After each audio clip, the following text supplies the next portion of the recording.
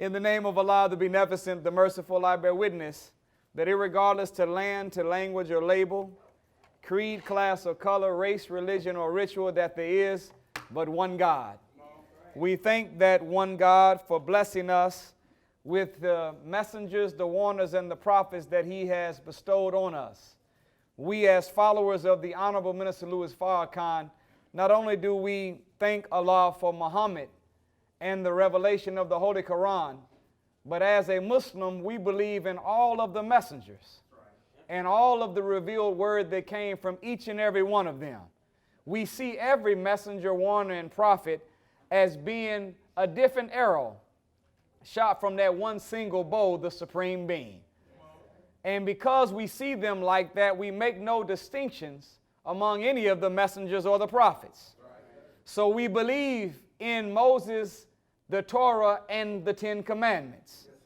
We believe in Jesus, the gospel, and the two commandments that he said hang all the laws and all the prophets, which is one, to love God with all your heart, mind, soul, and strength, and two, to love your neighbor or your brother or sister as you love yourself. And we also believe in Muhammad and all of the Islamic laws that are described in the glorious book called Holy Quran. However, I come before you today as a student, servant, and soldier of the Honorable Minister Louis Farrakhan. And as his student, I'm eternally grateful to Almighty God, Allah, for his merciful intervention in our affairs in the form of a well-made man named Master Fard Muhammad.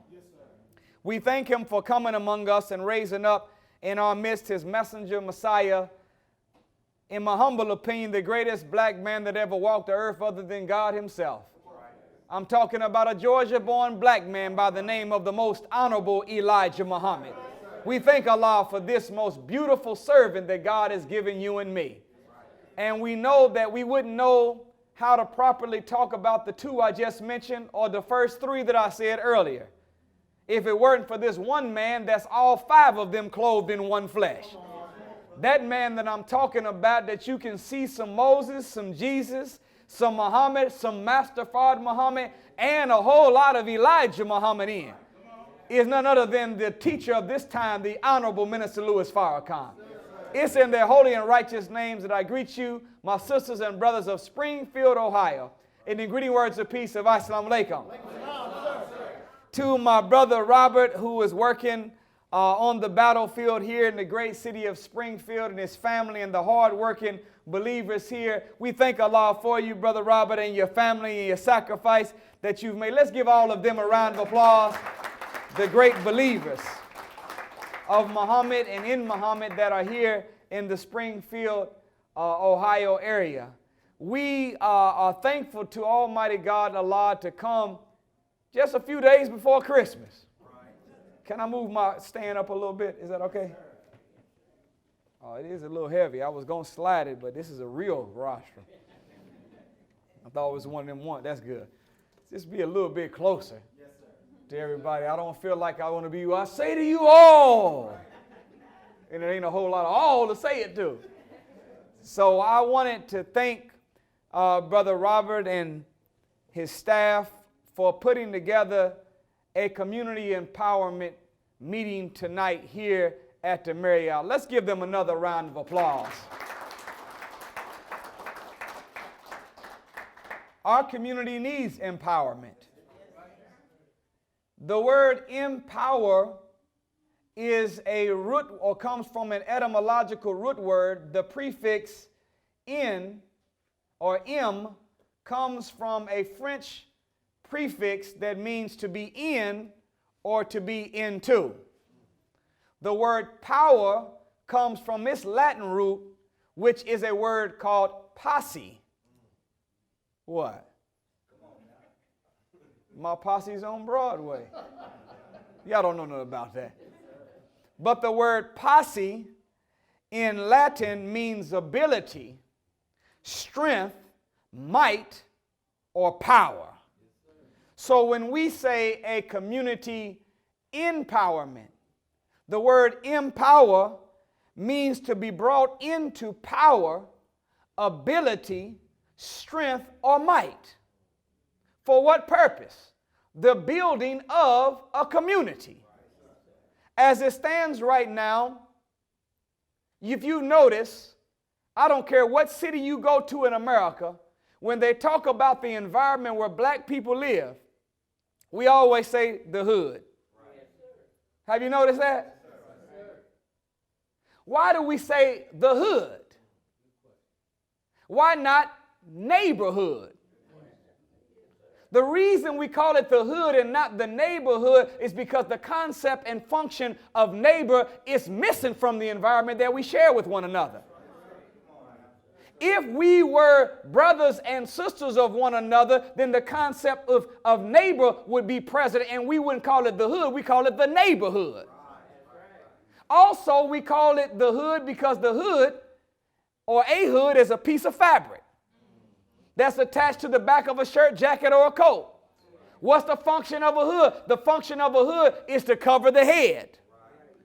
Well, when we see what we call our environment as the hood, what we're saying is that the environment that we share space and time with is nothing more than the product physically of our collective consciousness.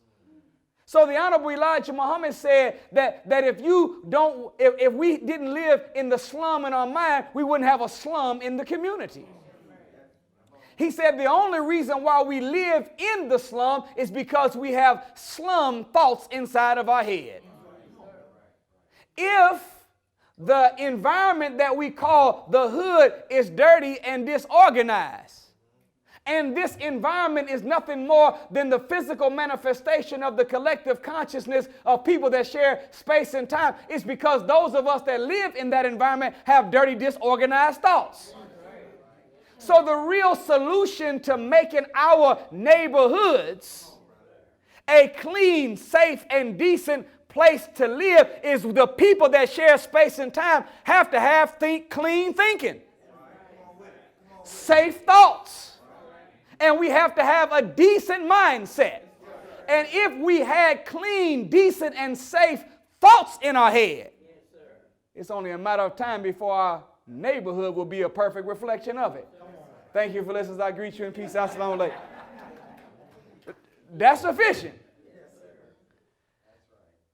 There was a time period that we didn't have to have a meeting about empowering us as a people.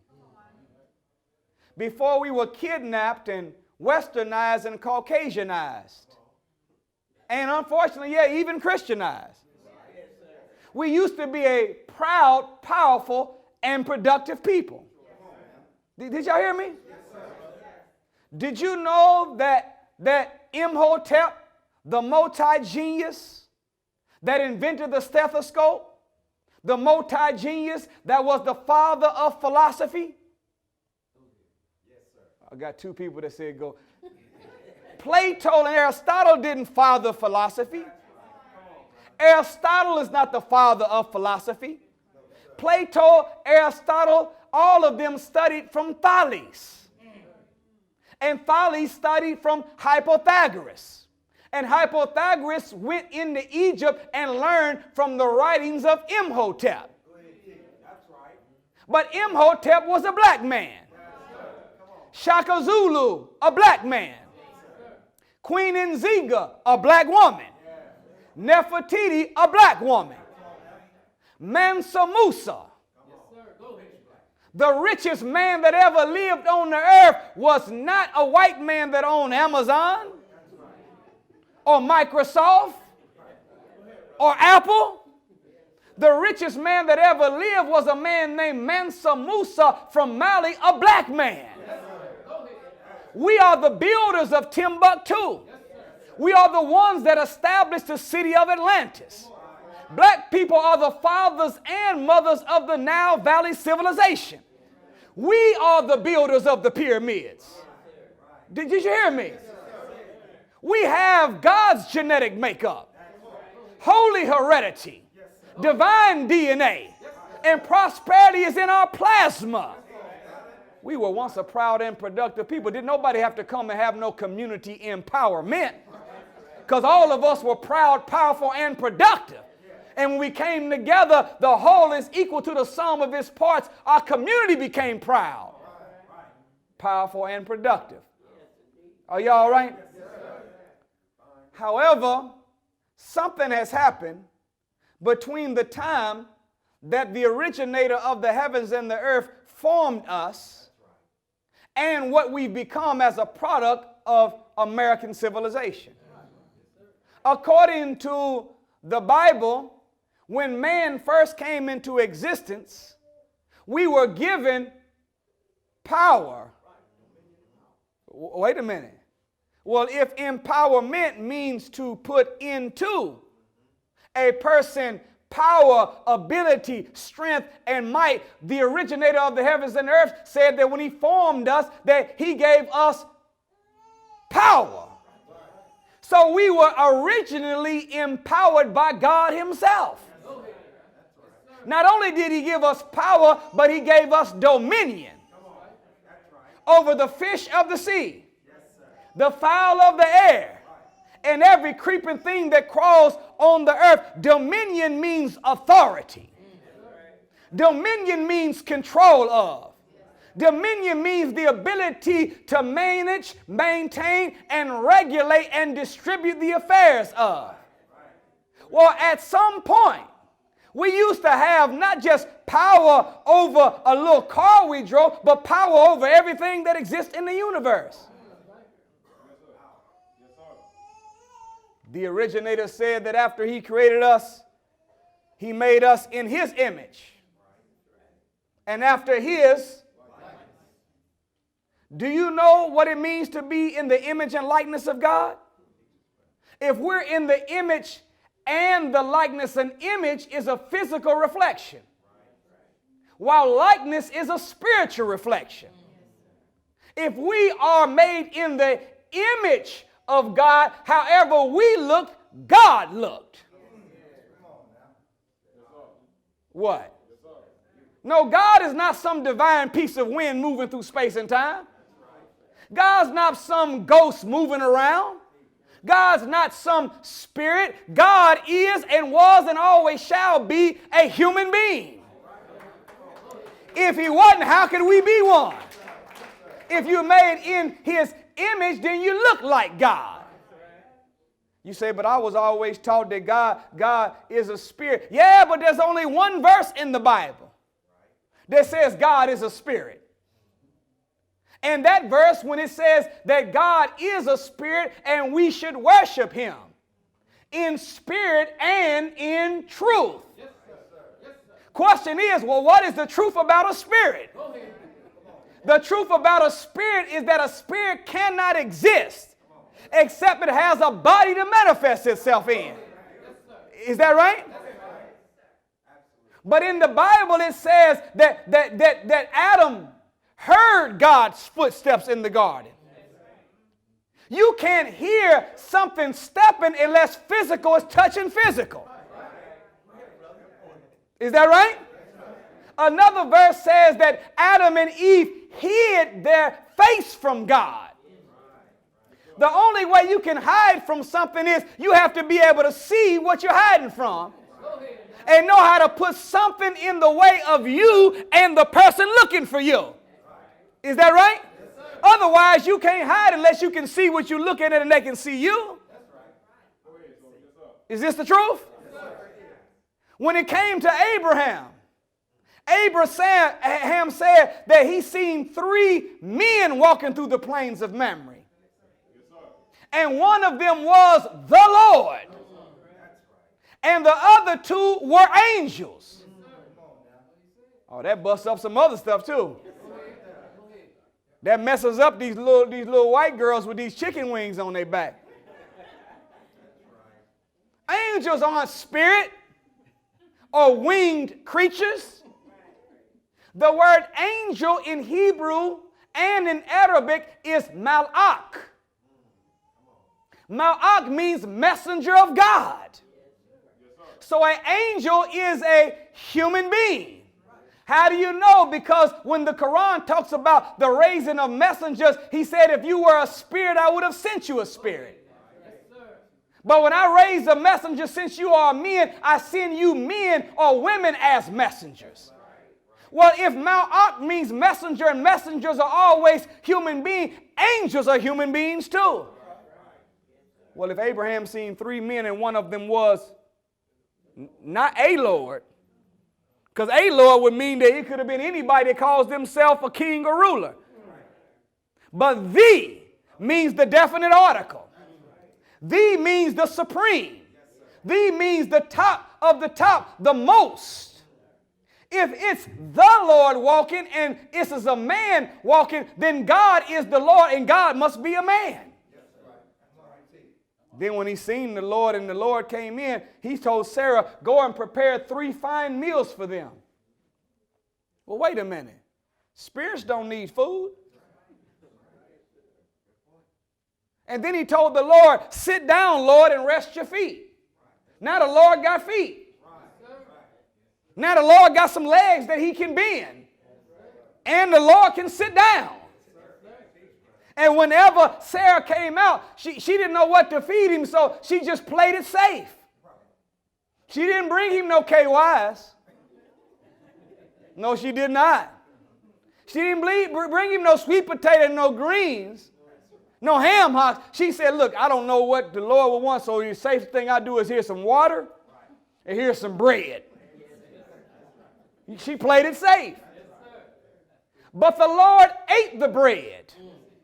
The angels ate the bread and drank the water. They're physical human beings. Jesus is in the Bible having an argument with the Jews, and they told Jesus that you are the only one that bears witness of yourself. How can we believe you are the Son of God?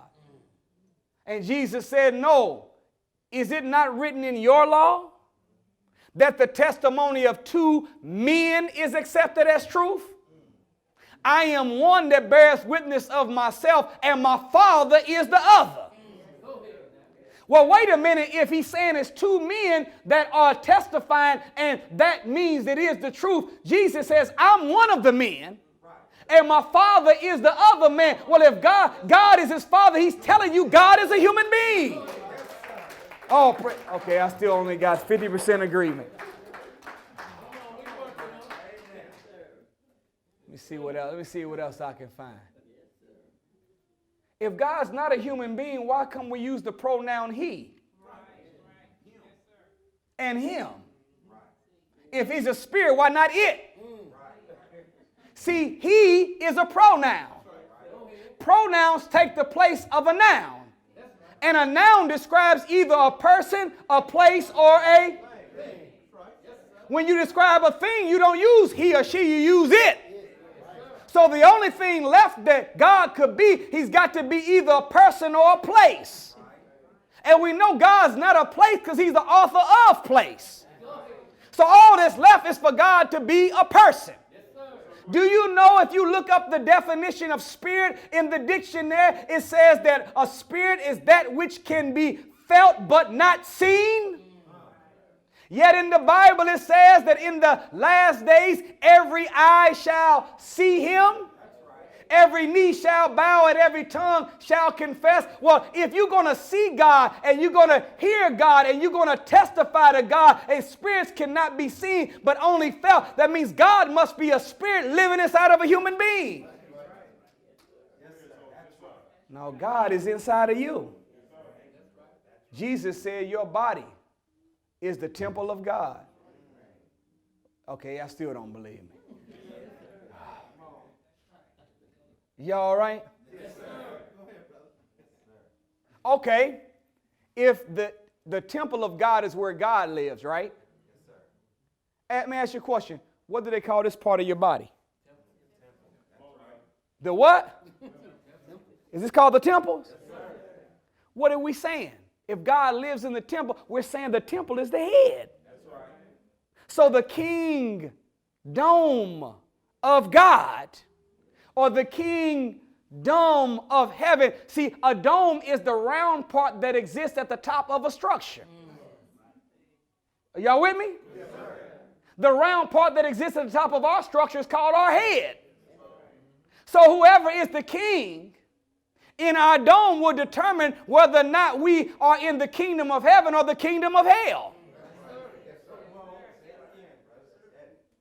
I can put it out there and say, just to be safe, that the way that our communities are right now, God's not ruling in the head of the black man and woman.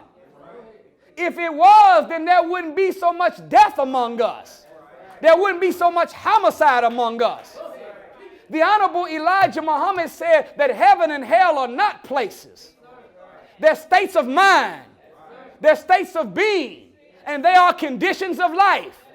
And we've been knowing that even before we ever went to the land of make-believe. Now, I ain't talking about the little trolley on Mr. Rogers. I'm talking about the church that you was at. You've been knowing that. Can y'all shut that door for us so we can knock out some of the Christmas music next door?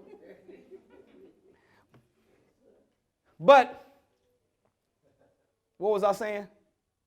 Land of make-believe. Land of make-believe. Well, we've been knowing that heaven and hell wasn't no place. Is this the truth? Yes, sir. Whenever your heat don't work in the wintertime, say, I'm cold as hell. You ain't died and went nowhere. Is that right? Summertime coming and you ain't got no air condition? Man, it's hot as hell in here. Is that right? You reach in your pocket and you can't find no money, say, look, man, I'm broke as hell. Is that right? You see somebody all messed up, disfigured, looking all funny, say, man, look, he ugly as hell. He ain't dead nowhere, he alive. And if you think you're going to fly and go away, guess what? You crazy as hell. No, heaven and hell are on the earth. Do you know that whenever a baby is born, the family's in an emotional heaven? But when someone you love dies, you're in an emotional hell? If you have a person that's paralyzed from the neck down, they're in a physical hell. But someone manifesting full athletic abilities in a physical heaven. Someone that cannot read or write is in a mental hell. Yes, they are. You cannot be, don't have the ability to read or write and be well. You're sick. That's why it's called illiterate. Because you're sick when you can't read and write. But if you've got knowledge, wisdom, and understanding, you're in a mental heaven. If you don't have enough money in your pocket to provide food, clothing, and shelter for your children, you're in a financial hell. But if anything that you see that you want, you got enough resources to buy it whenever you want it, you're in a financial heaven. Am I telling the truth? You didn't have to die and go nowhere. You either get it while you're alive or you don't get it at all. So the Honorable Elijah Muhammad said that heaven and hell are states of mind, states of being that produce a condition of life that we're living in. No, you don't have to die and go nowhere to get it. You can get it right here while you're on earth. Y'all all right? Yes, sir. Depending on who's the king in your dome. Y'all all right? Yes, sir. After the Lord of the worlds gave us power and dominion, he justified why he gave it to us. He said, I have created you in my image and after my likeness. Do you know that if we're created in the image and likeness of God, everything that's true about God is also true about you? Do you know that if you're created in the image and likeness of God, when God looks at you, he sees himself? Our problem is when we look at ourselves, we don't see God. If we're created in the image and the likeness of God, you are not a duplicate of God. You are a replica of God. A duplicate can look like, but it doesn't have the power and the function of. But if we're in the image and that's physical and likeness is the spiritual, that means that we don't just look like God on the outside. Ain't that something that the proper name for God in the original language of the planet is Arabic, which was Allah? If you convert the word Allah into an acronym, you know what an acronym is, right? It's when every letter in a word represents another word. Like the CIA, it stands for the Cocaine Import Agency. FBI finding a black man to incarcerate. You got you a job. You just over broke. Is that the truth? Media, most effective devil in America. Pope, protector of pedophiles everywhere. No, there's some positive ones too now. Focus is following one course until successful. Luck is laboring under correct knowledge. Islam is the ideal system of living for all of man. If you follow that ideal system of living for all of man perfectly, at the end of the spiritual process, you can say, I, self-Lord, am a master. That's an acronym. Allah, arm, leg, arm, head. Letting you know that God has always been a human being. He lives in you. He works in you. There is no mystery God. No, you can't ball up your prayers and throw it into outer space and wait on the Lord to come make everything all right. Prayer is the spiritual system that allows you to intervene in the affairs of life by the use of your voice. But prayer is really that which activates the supreme being and the God in you to work in concert with one another for you to answer your own prayers. Only person that clapped was my wife. Boy, it's bad. God. That's why in Islam, when we pray, we focus our eyes on the spot where our head is going to land. Yes, sir. Is that the truth? Yes, sir. Muslims? Yes, sir. Any Muslims that pray in here? And when we pray, the Holy Quran instructs us to say the prayer in a voice that's not loud, nor is it a whisper, but right in the middle. Question, why does God need you to talk out loud to him? He already knows. Matter of fact, why does God even need you to talk, period? In fact, the Lord of the worlds knew what you were thinking before you thought the thought. Let alone spoke the word or did the action. Is that the truth? So if the Lord of the worlds gives us a system of prayer where we're saying it out loud and he doesn't need us to communicate at all to know what we are thinking and feeling and what we need in our heart, then he's not telling us to talk out loud to him. He's telling you to talk out loud to yourself. I don't want you looking up in outer space saying in the name of Allah, the beneficent, the merciful, the Lord of the worlds. I want you looking at where your forehead is going to land. And I want you to say it out loud because I'm trying to suggest to you that you are going to be the one that answers your own prayers. There is no solution coming from heaven in the sky. It's coming from your own brain. Are y'all still all right? I don't know how it is in Springfield, but in every city that we visited in, every time somebody died in the hood, they always have a prayer vigil. They do it here too? Everybody show up in RIP shirts. Bishop Hogmaw and Reverend Pork Chop and them, preachers come out and hold hands with everybody. And I said to myself, you know, all of my life, black people been dying in the hood. And every time somebody died, we've been having these prayer vigils. I said, well, if we having prayer vigils, but we keep dying, I got to go and check this thing out because something ain't right.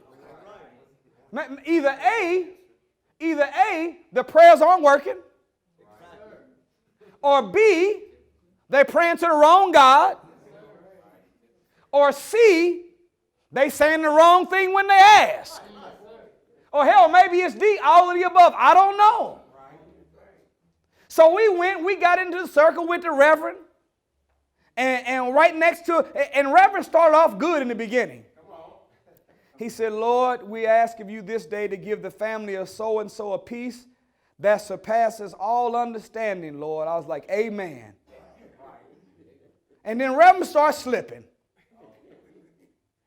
And I learned when I was back in the church when I was a child that there was a way that you can keep your head bowed and you can squint your eyes, and to everybody else you look like your eyes are closed, but you can see what's going on. And Reverend, he starts saying this. He said, Lord, we demand of you this day some answers, Lord. Why do you allow so much death in our community, Lord? Why do you allow so much poverty in one in our community, Lord? We demand of you some answers this day. And I looked over at the preacher and I said, man, God could look at us and say, I was going to ask y'all the same question.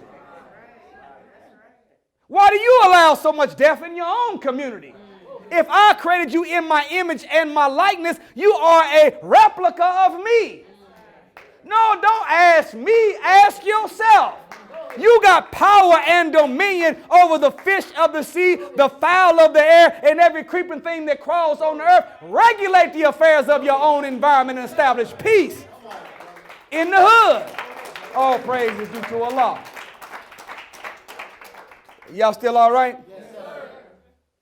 So the 4 instructions that we were given to show us how to execute power and dominion, we're talking about community empowerment. Yes, sir. Yes, sir.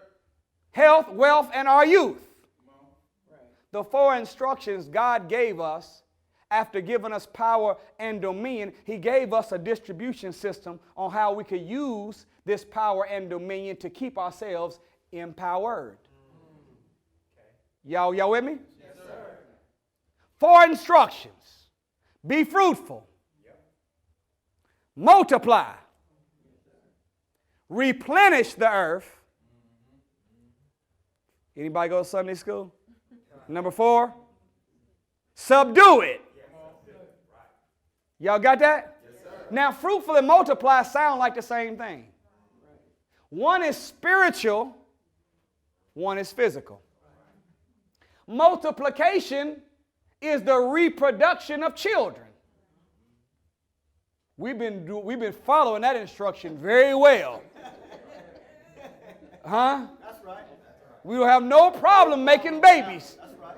No problem. Our problem, though, is that we've been multiplying, bringing sons and daughters into the world before we follow the first instruction. Yes, sir. Yes, sir. You ever heard somebody say just like that and in that order?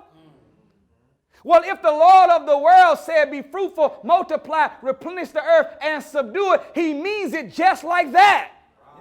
And he means it in that order. Before we bring children into the world, we have to be fruitful. Does this make sense? Before you can grow your seeds, you must know your roots. Before we should bring babies into the world, we should be fruitful mentally. Multiplication means when men and women come together and a child comes with the DNA of both of them with the goal of being better than both of them were. Come on. Being fruitful means that minds come together. Come on. And we discuss business. What, am I saying something wrong? No, sir. No, sir. I seen a saying the other day. They said that great minds discuss ideas. Average minds discuss things. And small minds discuss other people. If you go into the black man or the black woman's country clubs, a.k.a. barber and beauty shops, well, y'all know I'm telling the truth.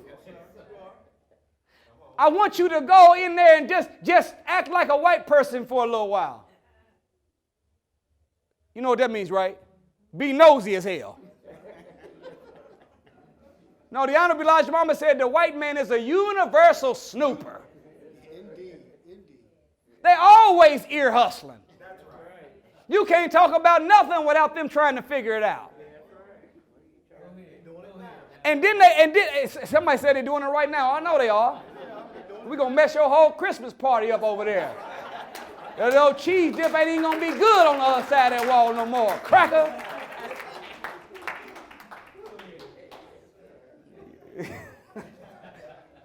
They ain't going to come over here and do nothing. You believe that? No, we religious people, we spiritual people, we will lay hands on you. In Jesus' name. And I promise you, you will be speaking in tongues. Shaman up off me. They ain't going to do nothing. But if you go inside of any beauty and barbershop, I want you just to listen to the nature of our conversations. Great minds discuss ideas, average minds discuss things, and small minds discuss other people. When you go and listen to the theme of the general conversation of black people, we're not discussing ideas. We're not even discussing production of things. We're generally talking about other people. Is that right?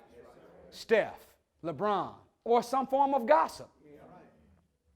But being fruitful means that we bring our minds together like a male and female bring their bodies together. Male and female bodies produce children. When minds come together, we bring birth to ideas, visions, dreams, hopes, aspiration, businesses.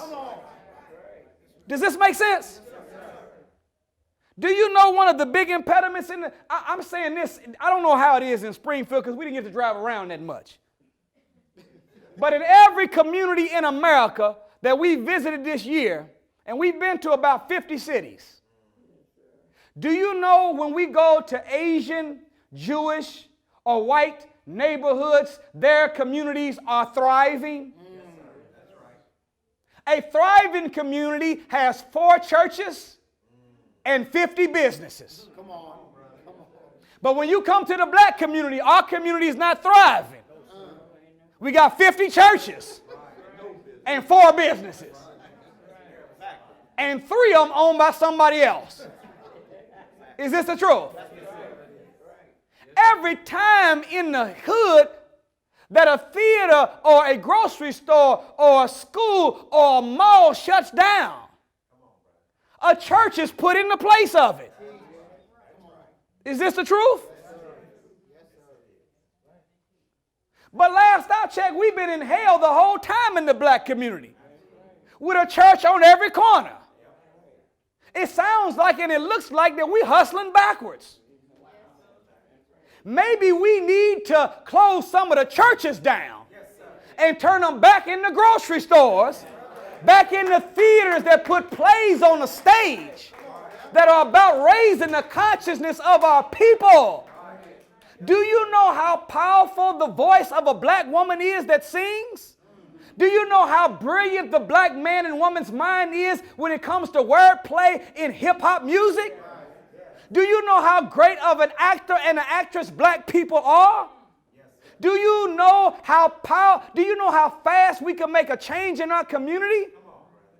If we just start making songs and movies and plays about the freedom and liberation and the positive image of black people. Have you ever heard of a man named Mao Zedong? Yes, sir. Do you know in China, when he took power in China, China had opium dealers and opium users. Either you sold dope or you used dope. If it sounds anything like the black community, it's not a coincidence. Mao Zedong, when he took over, look what his rule was. He said, from this day forward, there will be no more derogatory music on any radio. There will never be allowed to be shown on the screen any show or movie that is negative about Chinese people.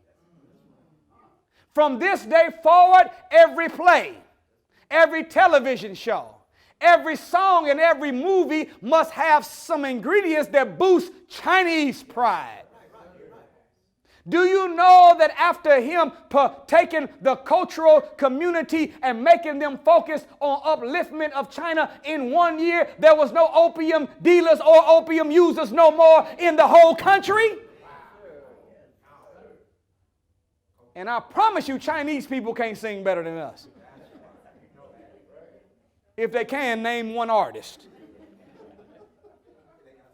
Huh? The only person you know is Jackie Chan. And you barely understand what the hell he's saying when he's on the screen. But I'm saying that to say that if we were to take the churches and convert them back into theaters and have a cultural revolution. Take the churches that bought the school and turn it back into a school that has a real black curriculum. Y'all with me? Do you know there's only 6 black-owned grocery stores in the whole United States of America? With 46 million black people eating every day? We will never be free and independent as long as our oppressors feed us, educate us, and we work for them, and then all the money we get from working for them, we go and spend it back with white people. We blame the white man for 95% of our problems, but spend 97% of our money with them.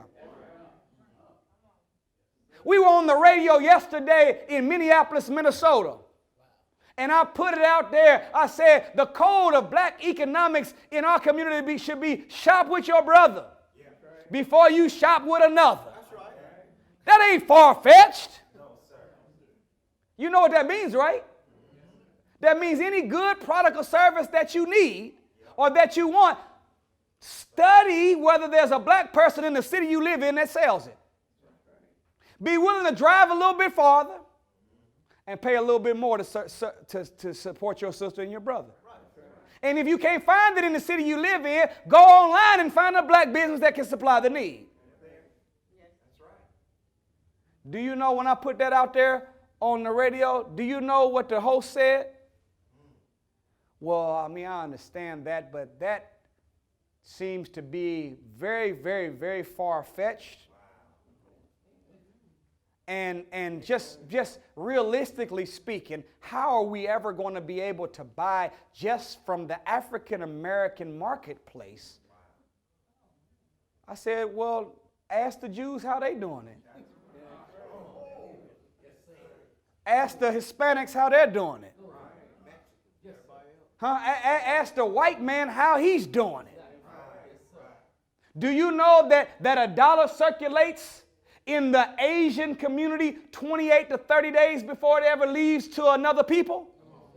Jews keep their dollar for 17 days, and the Hispanic community keeps theirs for 14 days. But in the black community, our dollar only circulates in our community 3 to 6 hours. I don't even think you can call that circulate. It takes more than 3 hours to make a circle. Because hell, last I checked, if you got a direct deposit on Friday morning, 3 to 6 hours later, you still at work. So your money already back with the white man before you even clocked out. That's bad math. I said, so don't tell me that you and I are the fathers and mothers of all civilization. Don't you know that every people came from black people? If there were no black man, there couldn't be a red man, a brown man, a yellow man, or a white man. All of them came from you and me. So don't tell me that our children, who only been on the planet for 6,000 years, can have that kind of loyalty where they can shop with their brother before they shop with another, and you and I have been on the planet for over 78 trillion years and we can't do it too? No, we can. Hell, we must. And hopefully we will. Are y'all all right? Yes, sir. Be fruitful and then do what? Multiply. So first order of business is we have to start networking with one another. That's what fruitful means. The Honorable Elijah Muhammad said that networking is defined in these terms. 6 or 8 of you with like minds, pool your resources and necessary qualifications together for independence. Do you know that for every vision you have in your mind, there is hundreds of black people that have the same goal in their head too? All you got to do is find 6 or 8 of them that want to open a grocery store like you want to. 6 or 8 that want to open a dry cleaners like you want to. 6 or 8 that want to start urban gardening like you want to. And once you find them 6 or 8, you have to get together and be fruitful. Start networking. Start bouncing ideas off of one another. You marry your mind with their mind with their mind, and bring birth to institution. Does this make sense? Then when we have something, then we can be fruitful. We can bring our children into the world. Right now, we're bringing our children into a world of nothingness. We don't have nothing to pass on to them. Your baby can't inherit no job. Am I saying something wrong? So we talking about first community. We talking about wealth, right? Yes, sir. Yes, sir. Do you know that when we came up out of slavery, that black people had almost, I'm gonna get the exact math for you. Y'all all right? Yes, sir. Let's see if I can find this out real quick. When we came out of slavery in 1867, just 2 years up from slavery, black people owned 20 million acres of land. 2018, we own under 300,000 acres. Y'all not hearing me. Do you know for the last 4 years, black people have brought $1.1 to $1.3 trillion out of this economy? We got money, but we don't have no wealth. Income and wealth are two different things. Income is the money that you acquire by the exchange of your time in the workplace. But wealth is what you get by exchanging that money for something that either keeps its value or increases in value over time. Nothing increases in value or maintains its value in this world except for a business and land. That's why it's called real estate. Have you noticed ain't nothing else called real but it? Because once you got some of it, there ain't no more coming. It ain't but 57,255,000 square miles of land. Once you get a piece, that is something that's real. Ain't no new earth coming up from nowhere. Did you hear me? So if we don't have land and we don't have business, we don't have wealth. So the formula for wealth building is we got to start starting businesses. Are y'all hearing me? Yes, sir. On the radio yesterday, we were dealing with what was a show called Financial Fitness. And I'm so happy we got our brother DJ Swig here in the house. Let's give our brother a round of applause from the DJ Swig show. We got our brother, Mr. 937, with Sister Ebony in the building. She didn't make it. All right, she had to go get the babies. She had to go get the babies. But we just left their show right before we came here. But yesterday in Minneapolis, we were on a show, and the sister asked a question. She said that if we got all this money, what's wrong with us? I said it shows that we have dollars, but we don't have cents. Not C-E-N-T-S, but S-E-N-S-E. We don't have the sense to know how to use the dollars wisely. Right now, black people's brain is hardwired from happiness to spending. And we have to take the wire out of happiness, leave it in happiness, but unplug it from spending and plug it into saving and investing. And after I said investing, a brother called in. He said, yeah, I agree with that. That's why I ain't buying Nikes, I'm buying Nike stock. I ain't giving no gifts, I'm giving my baby some stock. The Honorable Elijah Muhammad taught on investment too. But his definition of investment was not invested in the NASDAQ or the Dow Jones. His definition of investment was investing in yourself. Start your own business instead of buying into some white corporate. Y'all understand what I'm trying to say? Are y'all still all right? Yes, sir. Right now, and let's just be clear, white people do not have more wealth or money than you because they've worked harder than us or because they're smarter than we are. How do you outwork a slave? How do you outthink a pyramid builder? So we have the smarts and we have the work. No, the reason that they have what they have is because America set up like a real-life monopoly board. The difference is that we as black people did not get to start the game with any inheritance.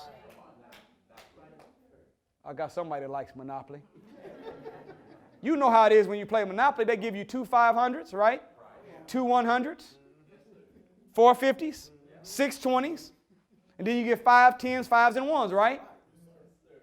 And then as you roll the dice, you have 1 or 2 options. Either you can rent or buy. Is this the truth?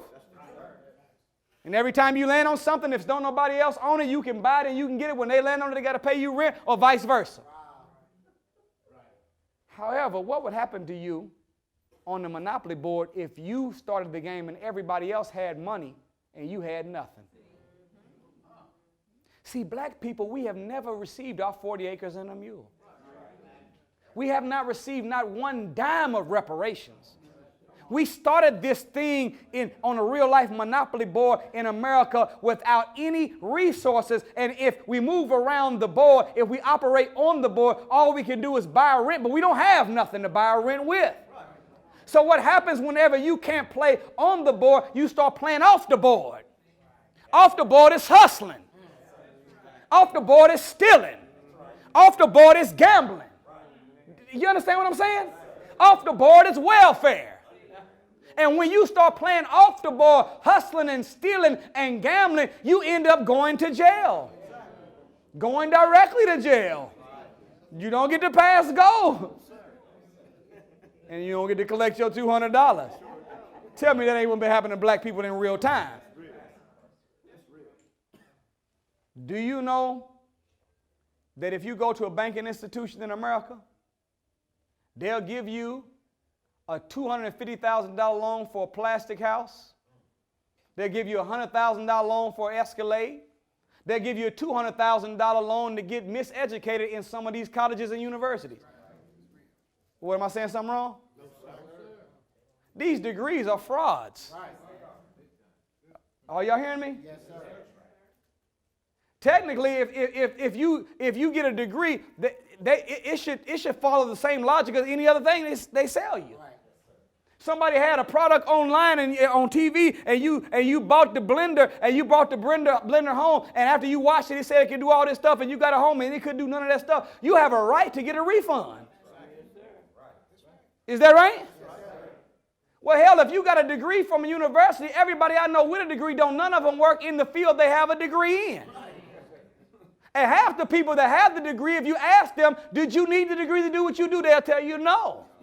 So if I bought this degree from the university for $200,000 and I brought the product called a degree home and it did not work, it did not do what it was supposed to do, I should be able to tell Freddie Mac and Sally Mae and them, I want a full refund.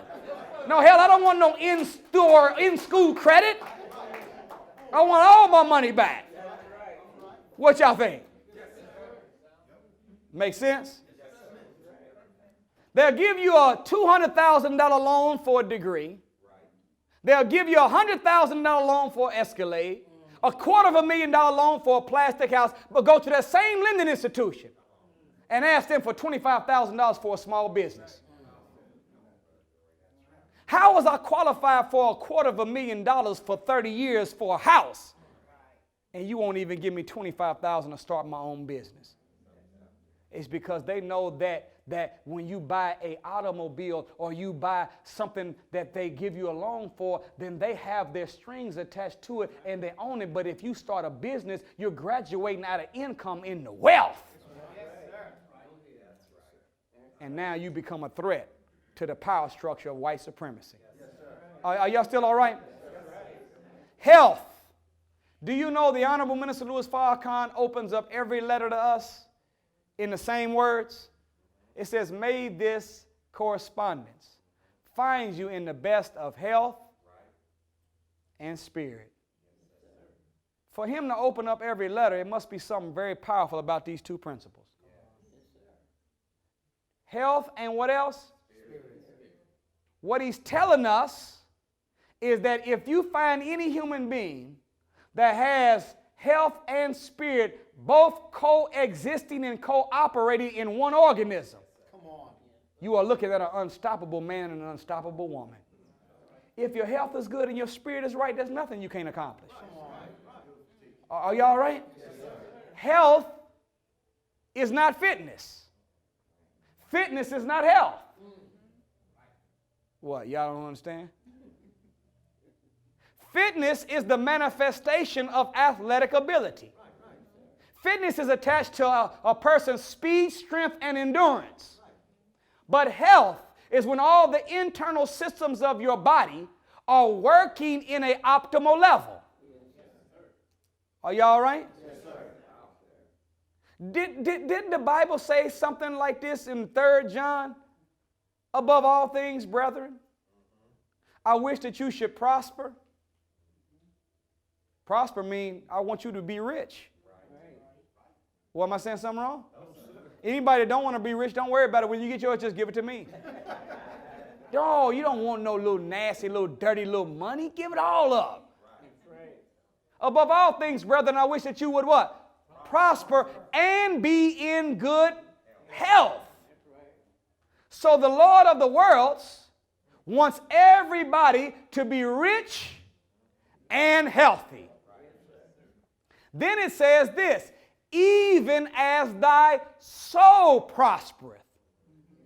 So the 3 categories of greatness that God wants for us, He wants you to be rich, have health, and He wants you to be spiritually sound where your soul is intact. And the soul must be number 1 because it says even as thy soul prospereth. Even means on the same level as. So y'all understand what I'm saying? Yes, sir. Yeah, the soul is more important than the money and the health, because what would it profit a man if he gained the whole world and lost his? So that means that out of carrying all the whole world compared to soul, one soul, yeah, you understand, it's more valuable than all the wealth of the planet. Yes, sir. The soul is the essence of God inside of you. Y'all still all right? Yes, sir. Didn't Jesus say that I come that you may have life and have life more? The litmus test to prove who's really following Jesus is who has life and life more abundantly. Y'all all right? Yes, sir.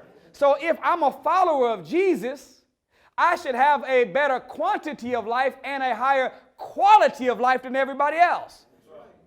Otherwise, I can't say I'm really with the Jesus. Are y'all all right? Now, for the record, abundant life ain't 65. What? The most honorable Elijah Muhammad said it takes 75 years just to learn how to live. Isaiah said that people will be 100 years of age and will still be babies.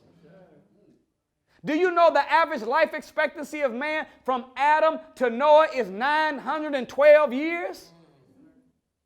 It wasn't until man started eating meat.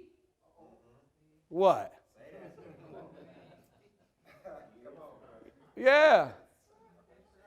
As soon as they start getting them big stupids and start going to the Murder King and Taco Hell and McDevils and Long John Killers and Kentucky Fried Chicken. No, they didn't go. Now keep in mind, the word restaurant is nowhere in the scripture.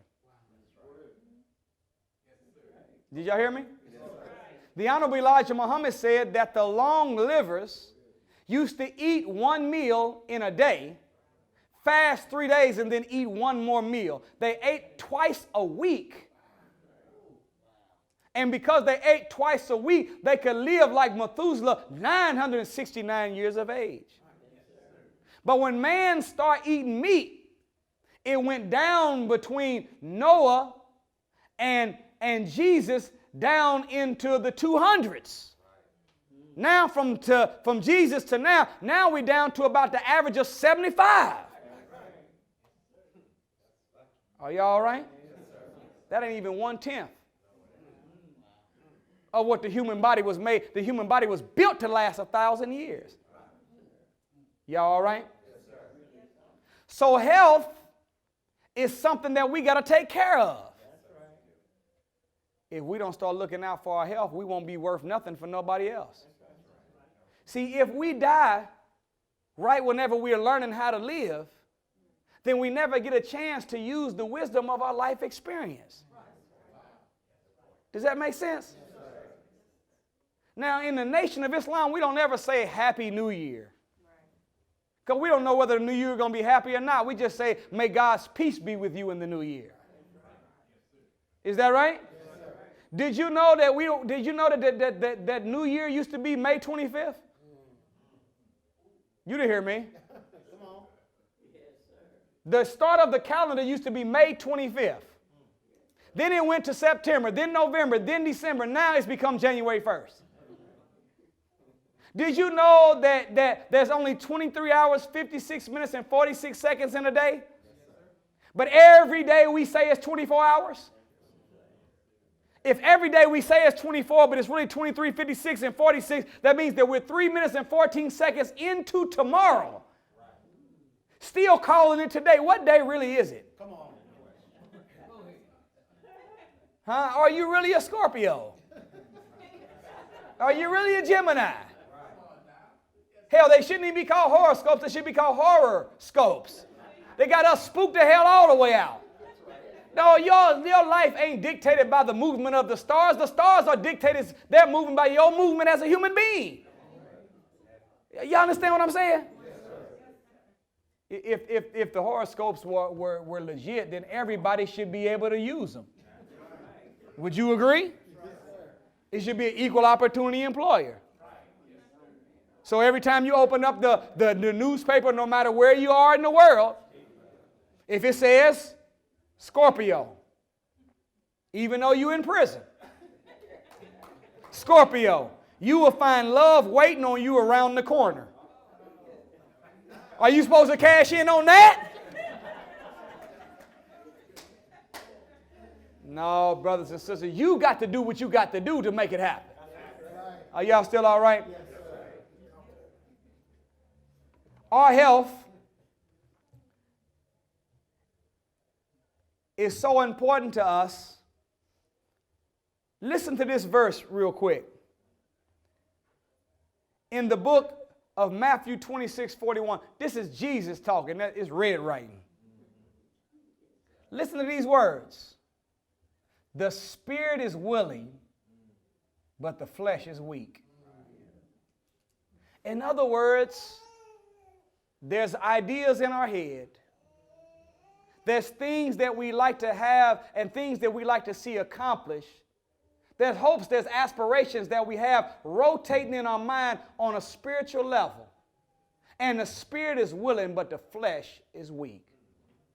What that's telling us is that we have to get our constitution, our bodies in the type of health and fitness that we actually can be a vehicle to manifest what the Spirit wants to manifest. The Spirit, the mind, the body, they're not independent of one another. They're interdependent. Interdependent means that they need each other to manifest themselves. When you go to a funeral and you view someone that is dead, they say, we are here at the wake viewing the remains of. The definition of remains is that which is left over, meaning something is missing. Well, when the person is dead, we say they're the remains because the body is there, but the soul is gone. Is that right? So without the soul being present, the body is dead. See, the spirit needs the body to manifest itself in, and the body needs the spirit to call itself a living organism. They're not independent, they're interdependent on one another. So you got to look out for the soul, the mind, and you also got to look out for the body. Y'all all right? Yes, sir. Last but not least, we talked about a little wealth. We talked about a little health, didn't we? Yes, sir. But what about our young people? And I say to all the young soldiers in the audience, don't wait till you get too old to do wrong to start doing right. Did you hear me? When my son was coming up and he was getting into the teenage years, you know how it is. Yes, sir. Well, y'all don't know how it is. I can't prove it, but my non-scientific observation says that whenever a child gets into the teenage years, there's an automatic erection of a mental firewall in their head, where they start blocking everything mama and daddy is saying right now and ever has said in the past. I can't prove it scientifically, but y'all understand what I'm saying. Those of you that have children, y'all understand what I'm saying. And they don't listen like they used to listen.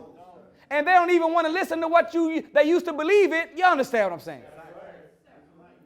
So I told my son, I said, look, I said, son, either you can play now and pay later, or you can pay now and play later. And I can tell by the way he was looking at me that he didn't understand what now and later represented. I said, let me explain to you what now is. Now is 5 years, and later is 50. So now let's put the math on the statement. Come on. Play for 5, and you're going to pay for it for 50. Or go ahead and pay. What is pay? Be disciplined. Be honorable. Be noble. Be hardworking. Go to school if your purpose requires you getting an education and get you a skill that is a nation-building skill. Pay now. And if you pay for 5, you'll be able to play for 50 years of your life. I'm saying that to the young brothers and sisters. Don't wait till you get too old to do wrong, to start doing right. There's a white man by the name of Malcolm Gladwell who wrote a book called The Outliers. This man went and interviewed people all over the world that had become the greatest in their fields. Y'all hearing me? Yes, sir. And they found that there was a magic number of time that must be invested in any skill or craft to go from good to great skill to being a master. And they came up with a number that they call the magic number that turns one from a skilled person to a master, a good one to a great one. It's called 10,000 hour rule. If you invest 10,000 hours into any craft, you will become proficient. Well, wait a minute. If you're young and you start investing when you're 10, y'all understand what I'm saying? Yes, come on. Do you know that 10,000 hours can be broken up? If you broke it into 4 hours a day, you would get there in 6.5 years. If you went 2 hours a day, in 13 years, you'll be a master. Even if you just put 1 hour a day in 27 years, you'd make the goal. What you say 27 years, 1 hour a day? Everybody can put 1 hour a day into a craft. Question is, when you going to get started? See, if you start the process of accomplishing these 10,000 hours when you're 40, and you only put in 1 hour a day, hell, you're going to be 67. You understand what I'm saying? Yes, but if you started when you're 3, and you say, you know what, I ain't got no bills to pay, I don't have to pay, I don't have no car, no, I ain't got to take care of no children. You know what, I'm going to go ahead and put 4 hours in. By the time you're 10, you'll go from good to great, skill to a master. Y'all understand what I'm trying to say? So as a young brother and sister, your mindset should be, let me go ahead and get started as early as possible living a disciplined, righteous life. Because if I activate my discipline, my focus, fight, drive, and my purpose now, and I start working on becoming a master in my 10,000 hours, and I put the time in, and I pray and plan more than I play. Yes, sir. That's right. Does this make sense? Yes, sir. Then by the time I get finished, I'll be 22 years old, 23 years old, already a master. There's no such thing as a master of anything that's broke. Did you hear me? There's no such thing as a person that's great at anything that's in poverty. If you become great and you become a master, I don't care what your purpose is, you're going to have some chips in your pocket. So it's up to you to get started as soon as you can. Are y'all still all right? I pray to Allah that this has inspired us to become fruitful, multiply, and what? Replenish. You know what replenish means? Replace with something better. It is the job of every generation to bring birth to a new generation that is superior to the one that currently inhabits the planet. A real mother and father doesn't want their child to be like them. A real mother and father wants their child to be better than them. Am I telling the truth? The word father and father come from the same etymological root. A father's job is to make sure the sons and the daughters go farther than they ever went. That's our job. Let me tell you something. We start networking, pooling our resources, 6 or 8 of us bouncing ideas off of one another. You understand what I'm saying? Being fruitful. Then bring children into the world, not children into the world to be like us, but children in the world to be better than us. Then we will be able to say, not that I subdued Springfield, Ohio. Not that I subdued the state of Ohio. But I have now subdued the entire planet.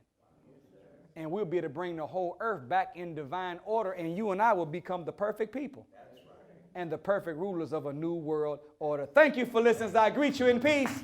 Assalamu alaikum.